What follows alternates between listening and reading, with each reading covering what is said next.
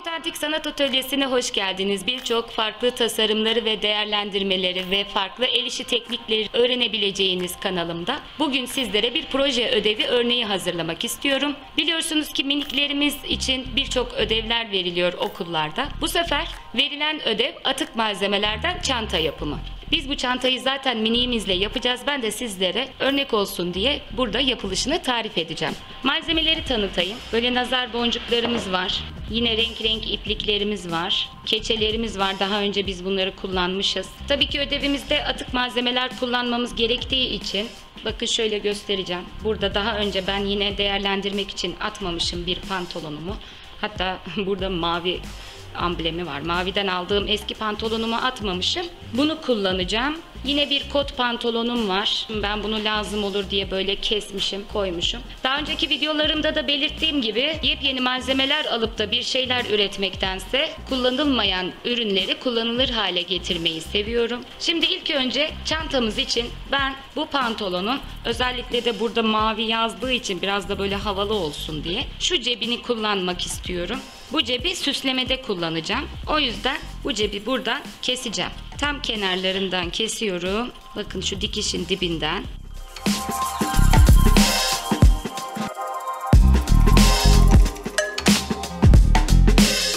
Pantolonumuzun cebini kullanmak için kestim, hazırladım ama bu böyle boş boş dursun istemiyorum. Miniklerimiz kullanacağı için biraz daha böyle çantayı sevsin, şirin olsun. Mesela ne yapabilirim ben bunun üzerine? Keçelerimle, nazar boncuklarımla, ipliklerimle bir baykuş yapabilirim.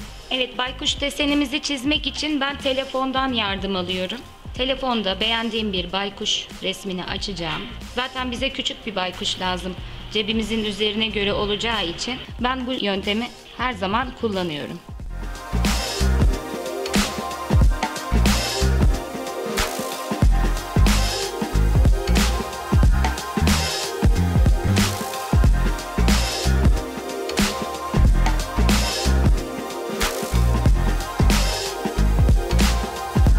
Gözleri için nazar boncuğu kullanmak istiyorum.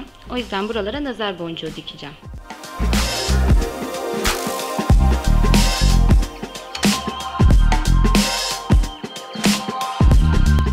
Gözleri hazır. Kaşlarını mor yapacağım. İlk önce o yüzden kağıdı kesiyorum. Keçeyi de buna göre kesiyorum.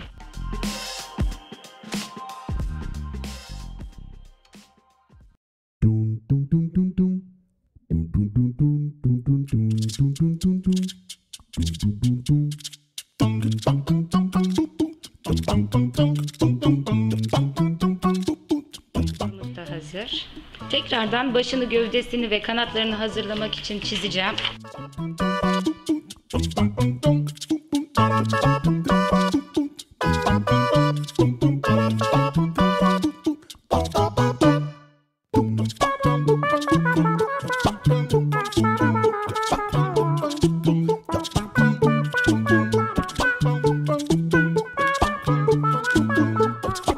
Güzel, şirin oldu. Şimdi bunları ben kuvvetli bir yapıştırıcıyla birbirine yapıştıracağım bu parçaları.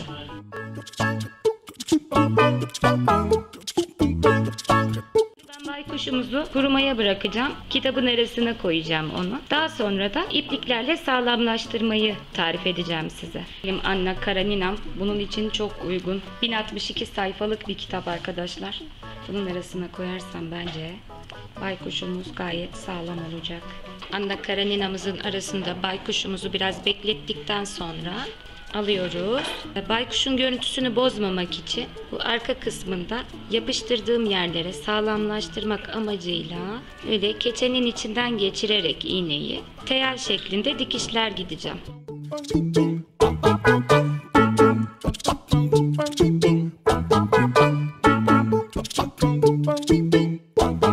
Keçeye batırıyorum gri olan kanat kısmımıza ama tam olarak şöyle yüzeye iğneyi çıkarmıyorum.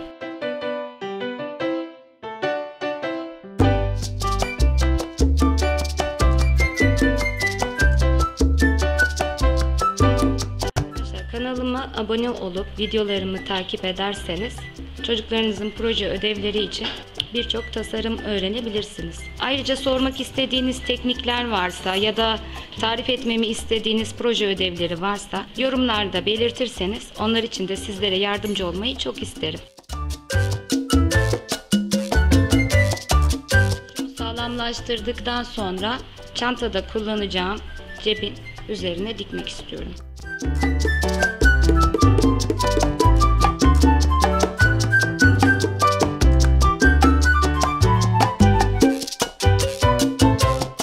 Çantamızın cebine diktik. Çantanın yapımı çok daha kolay olacak. Özellikle eski kot pantolonlarımız değerlendirmeye çok açık malzemelerdir.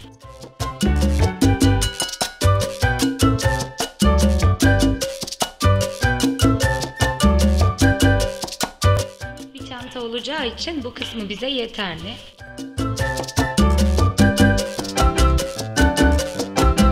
Buradan bir dikdörtgen keseceğim. Bu kısmı düzgün kesmek için cetvel kullanıyorum. Cetveli şuraya sıfırladığınız zaman böyle tam düzgün bir şekil elde edebiliriz.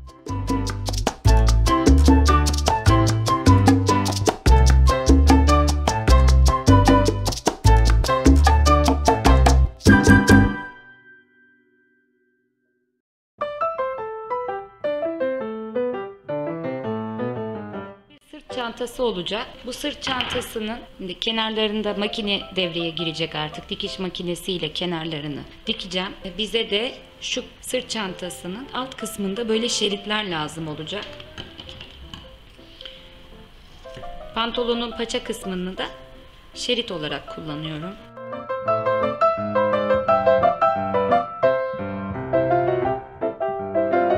Hazır. İşin bu kısmında makine devreye giriyor.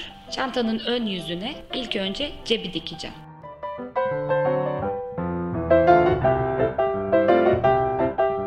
Sünger dikiş makinesi kullanıyorum. Gayet de memnunum. Senelerdir kullandığım emektar makineme ipliğimizi takalım.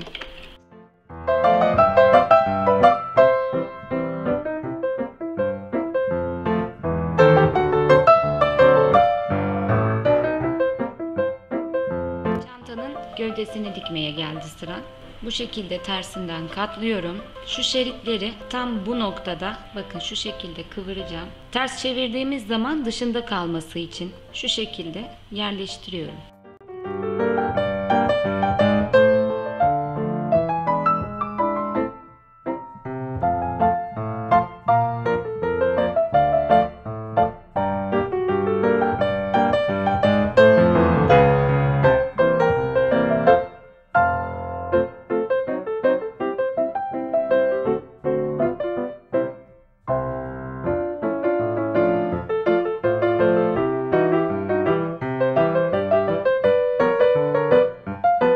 Çilpik atmasın diye overlock'umuzu da yaptık. Şu kısımları da bu şekilde ayırdık. Şimdi burayı böyle kıvıracağım. Kıvırarak dikeceğim.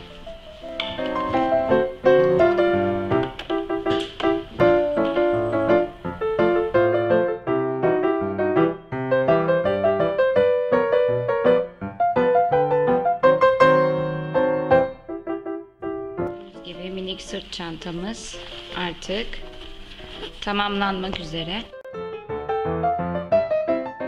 Çantanın kulpunu yapmak için tekrar bu maviden almış olduğum ve artık eskidiği için giymediğim pantolonumuza geri döndük. Bu pantolonda çanta kulpu için şerit ip elde edeceğim. Çanta kulpu yapabilmemiz için kumaş keseceğim. Şu şekilde pantolonun uzun boy kısmından kumaş kestim. 2 tane. Şimdi bunun boyutunu şöyle ayarlıyoruz. Minik bir kızımıza yapıyorum ben bu çantayı. O yüzden bu kadar bir mesafe yeterli. Bunu sırtından omuz kısmına ölçtüğünüz zaman çocuğunuzun omuz kısmında bir sırt çantasının kulpu kadar olacak boyu. O şekilde ayarlıyoruz. Şöyle durduğu zaman her çocuğun da tabii ki bedeni farklı olduğu için bunu siz ayarlayacaksınız. Kumaşın bir kenarını böyle, bir kenarını da böyle kıvıracağım. Sonra bunu da ikiye katlayacağım. Tam şu orta kısmından dikiş dikeceğim.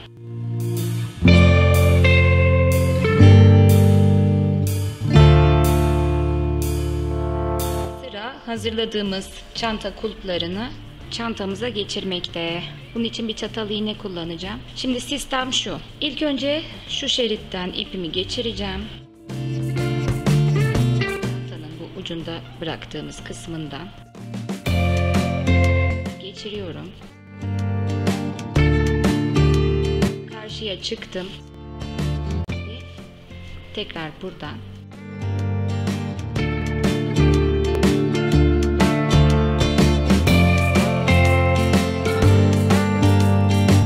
çıkardım. Bu şeridimizden çıkmış, tekrar oraya geçirelim. Uzunluğun sırtına göre ayarlayabilirsiniz. Bu bayağı bir minik kardeşimizin. Şimdi bu kısmı dikeceğim. Diğer tarafın çanta kulpuna geldi sıra. Yine çatal iğneyi geçiriyorum.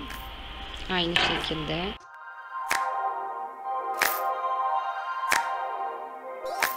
Giriyorum, dolanacağım, böyle çıkacağım geri buraya.